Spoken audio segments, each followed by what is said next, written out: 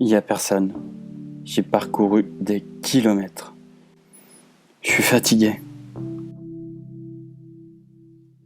Il faut que je trouve un endroit où dormir ce soir. Mais je ne sais pas où.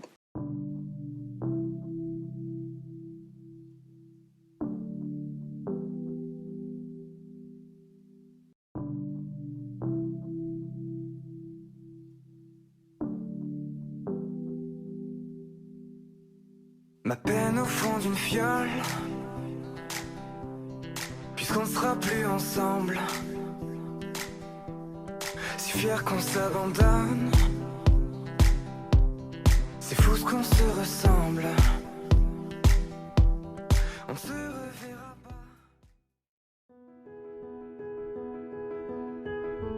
Je ressens le besoin de partir à la découverte du monde. Après un burn-out, j'avais besoin de me recentrer sur moi et sortir de ma zone de confort.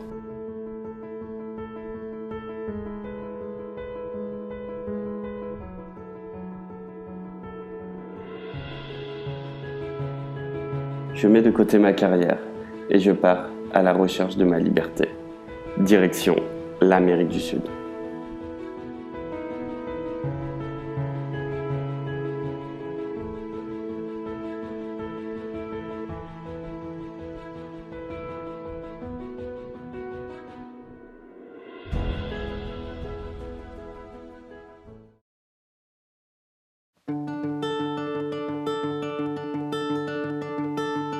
Je suis arrivé à Buenos Aires.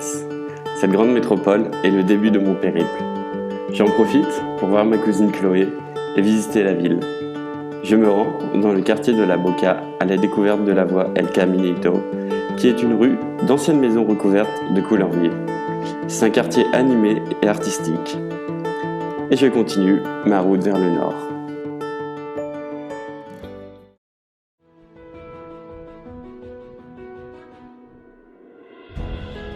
Après 20 heures de bus, j'arrive à Puerto Iguazú pour découvrir les chutes d'Iguazú.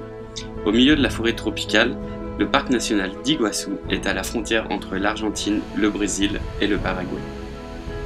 Je vous emmène du côté brésilien des chutes, et un premier spectacle s'offre à moi. Je vois des dizaines et des dizaines de chutes d'eau qui s'écrasent. Quelques photos, selfies et prises de vidéos, et j'arrive au pied du grand chute. Mais quelle merveille! La nature nous offre vraiment des choses magnifiques. Après avoir pris une bonne douche avec l'eau des chutes, émerveillé par les arcs-en-ciel, je rentre à Puerto Iguazú pour la nuit.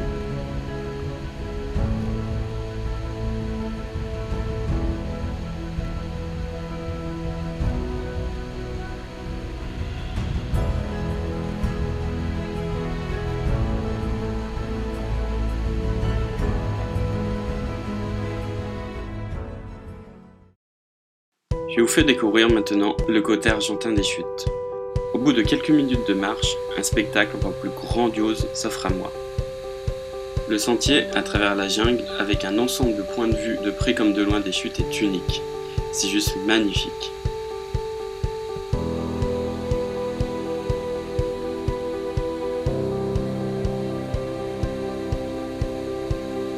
Je repars à l'autre bout des chutes.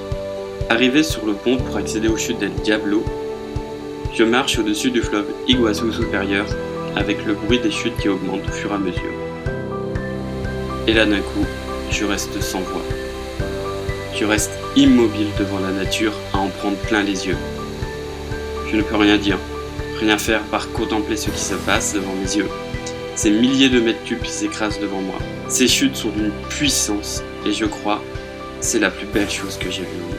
Je pense qu'à ce moment-là, il s'est passé quelque chose. J'ai touché quelque chose de profond.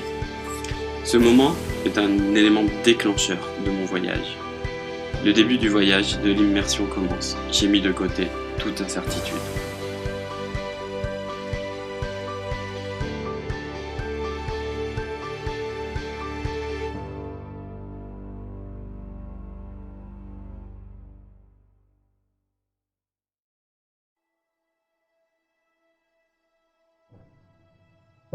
Coucou les amis, alors là je suis à Salta dans El Teleférico pour aller voir un petit peu la ville.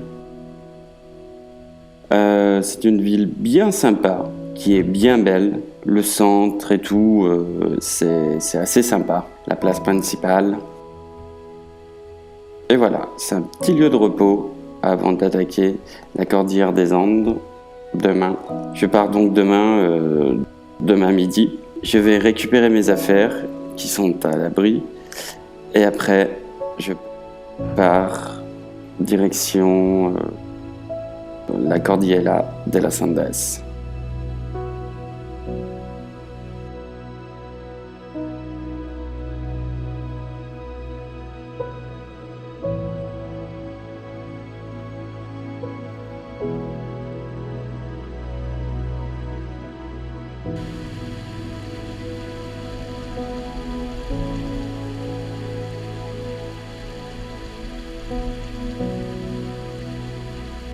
Et il se passe quelque chose dans ma tête depuis 2 jours par rapport à mes événements passés.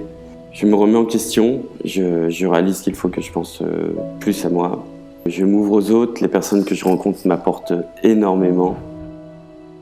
J'avance, je sors de ma zone de confort quotidienne et je vis. Et c'est le principal, je vis.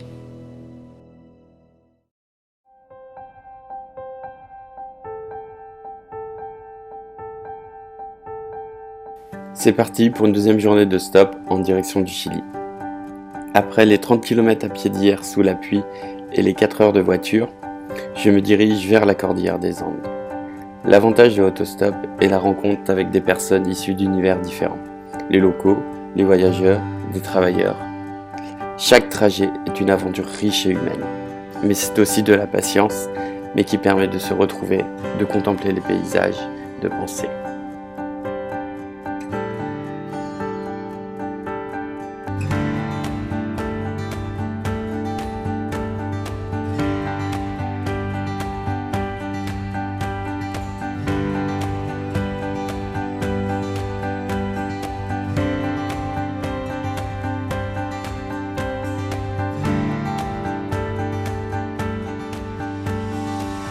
Je continue mon chemin. Une fourgonnette me prend avec 3 Argentins très sympathiques jusqu'au désert de las Salinas Grandes à près de 4000 mètres d'altitude. J'espère rejoindre Susques dans la soirée pour y dormir. Je marche toujours avec mon petit monstre sur le dos. Et oui, c'est comme cela que j'ai rebaptisé mon sac. À 18h, avec peu de voitures, je me décide de m'arrêter et de dormir dans le désert. J'installe ma tente. Je vais chercher quelques brindilles pour faire le feu. Je me prépare un thé. J'attends un peu et je pense à tout ce que j'aime.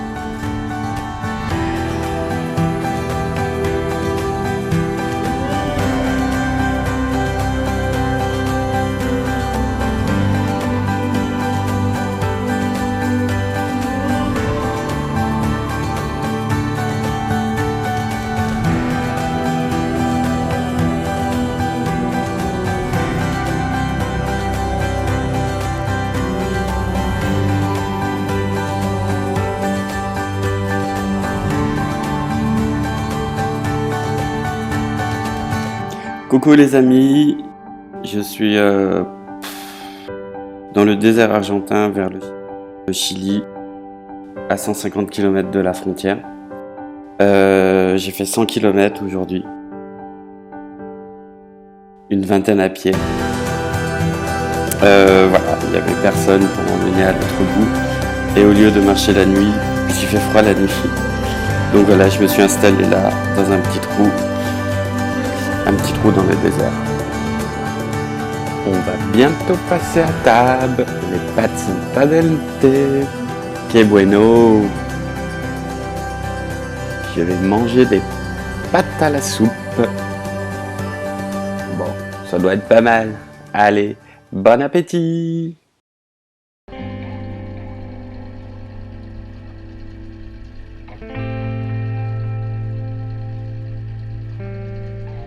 Coucou à tous. Alors voilà, je suis toujours en route vers la frontière avec le Chili, après une nuit assez froide. Et là, je suis dans une remorque d'une camionnette. Je suis à 50 km de la frontière chilienne, il est 10h du matin, je suis à 4600 mètres d'altitude. Il faut que je trouve une voiture, ils ne laissent pas passer la frontière à pied. Il n'y a personne. J'ai parcouru des kilomètres. Je suis fatigué. Il faut que je trouve un endroit où dormir ce soir. Mais je ne sais pas où. J'ai presque plus d'eau. J'ai mal aux pieds. Je suis pas bien. J'aperçois enfin une voiture au loin. Je suis trop content. Ça fait 5 heures que j'ai vu personne. Je me dis que je vais pouvoir rejoindre enfin le Chili. Et puis elle arrive, elle me regarde et continue sa route.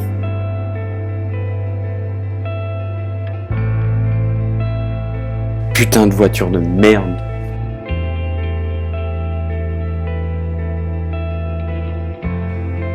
J'ai plus d'eau. J'ai faim. J'erre depuis 3 jours dans le désert. J'ai froid. Je vais mourir.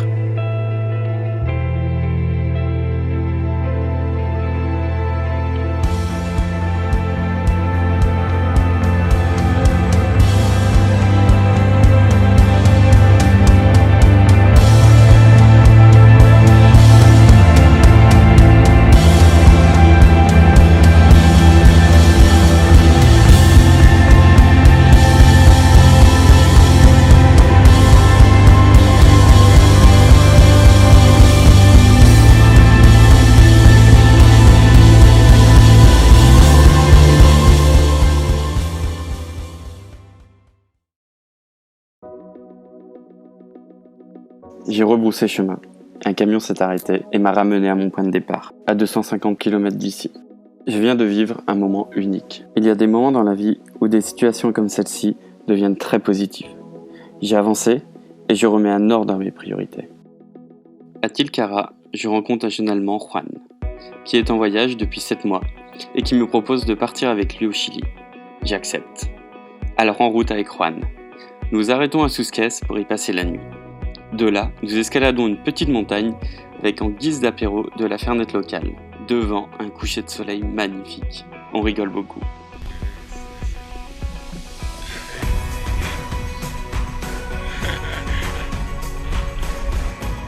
Le lendemain, on traverse enfin la frontière. On voit la neige, on passe le col, et on arrive enfin au cœur du désert de l'Atacama.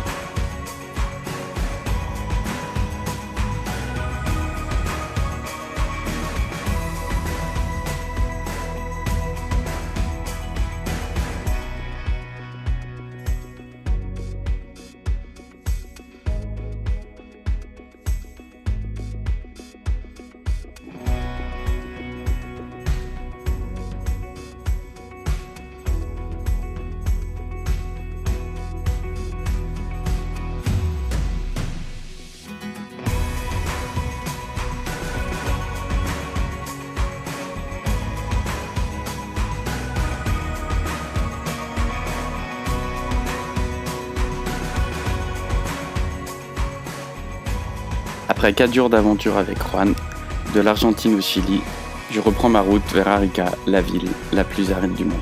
Je repense à tous ces moments qu'on vient de passer ensemble. Je vis une aventure vraiment magnifique.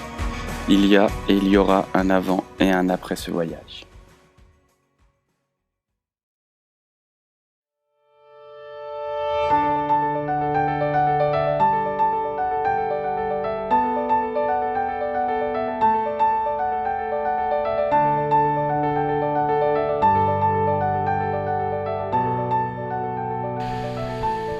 Hola, et je suis tout seul à la plage, il n'y a personne et il fait très très beau. Il fait bon, c'est pour ça que je profite de la plage. Pourquoi aller à la mer Méditerranée? Il n'y a personne. Belle plage à Arica et il n'y a personne. Je ne sais pas pourquoi, apparemment c'est parce que c'est pas la saison touristique et qu'il fait froid, mais bon ça va. Il fait super beau. Tout va bien, du coup c'est après-midi bronzage, tranquille, et après on verra pour essayer peut-être le surf demain. Voilà, allez je vous embrasse, bisous les copains. Alors les gars, c'est la première fois que je vais dans le Pacifique. Je baigne juste les pieds, parce que je crois qu'elle est pas très chaude. Et ouais, elle est un peu gelée, on dirait la Manche. Mais sinon, ça peut être sympa quand même en été. Moi qui pensais Pacifique, Calotte et tout, non, pas du tout. Waouh!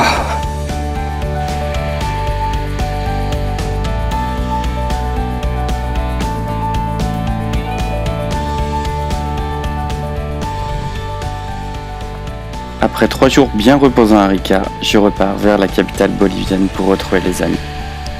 Je commence à vraiment réfléchir si je ne devrais pas rester plus longtemps en Amérique du Sud. Je suis tellement bien ici. Pas de mail, pas d'appel, surtout du directeur qui vous demande de 8h jusqu'à 23h du soir. Je suis libre, je dépends de moi-même et c'est génial.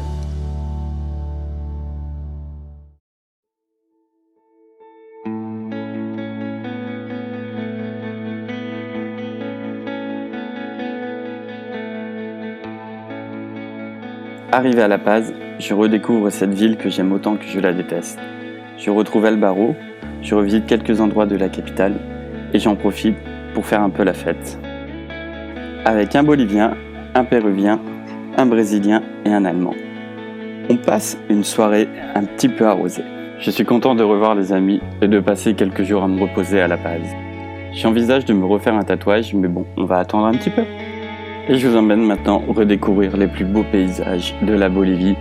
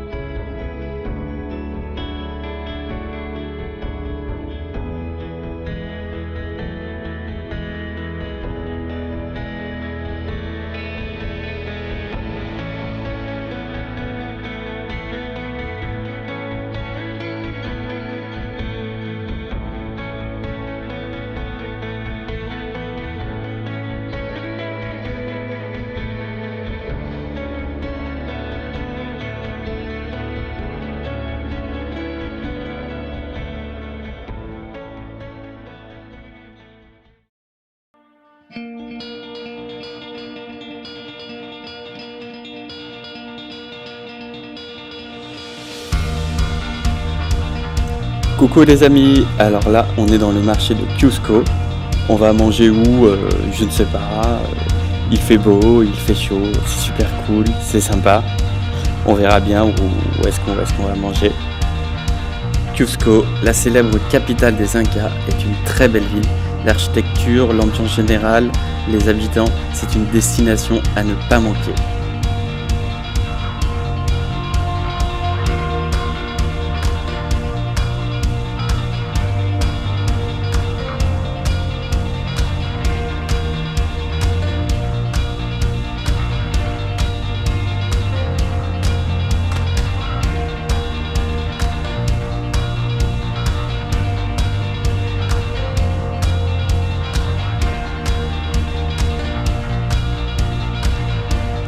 À l'auberge, je fais la rencontre de Morgane, Manuela, Alexis, Dustin.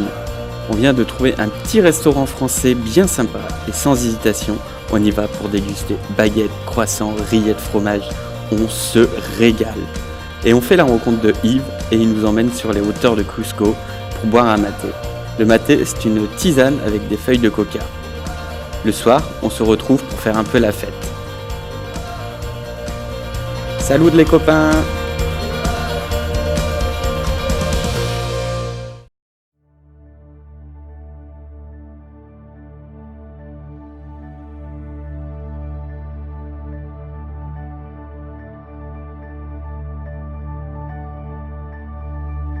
Et nous voilà en marche pendant 12 km le long de la voie ferrée pour arriver à Aguascalientes pour passer la nuit avant d'attaquer la montée vers le Machu Picchu. Après un lever un peu difficile, à 4h du matin, je suis prêt pour attaquer les 1716 marches pour accéder à la cité inca la plus célèbre, le Machu Picchu. Je suis très excité à l'idée de découvrir ce site historique que je vois en images depuis que je suis tout petit.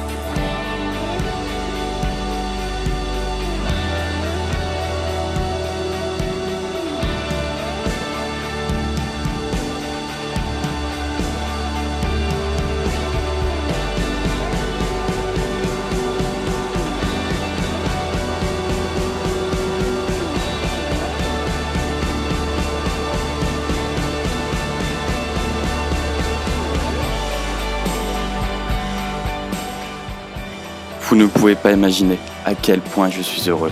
Je viens de parcourir 10 000 km en un mois entre Buenos Aires en Argentine et Lima au Pérou.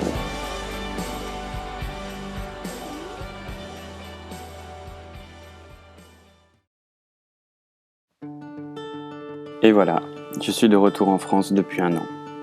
Ce voyage m'a fait changer de vie. Les rencontres m'ont appris énormément sur les autres. Les aventures m'ont permis de revoir mes priorités. Merci à tous de m'avoir accompagné. Merci de m'avoir emmené. Merci de m'avoir fait vivre autant de moments inoubliables. Après un départ douloureux de Savoie, j'ai reconstruit ma vie. J'ai repris un travail comme tout le monde. Je m'épanouis et j'ai retrouvé une vie sociale. Je n'avais pas pensé que ce voyage me changerait autant au plus profond de moi.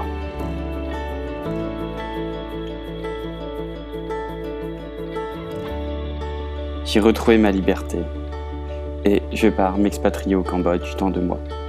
J'ai repris mon destin en main et aujourd'hui, je suis heureux.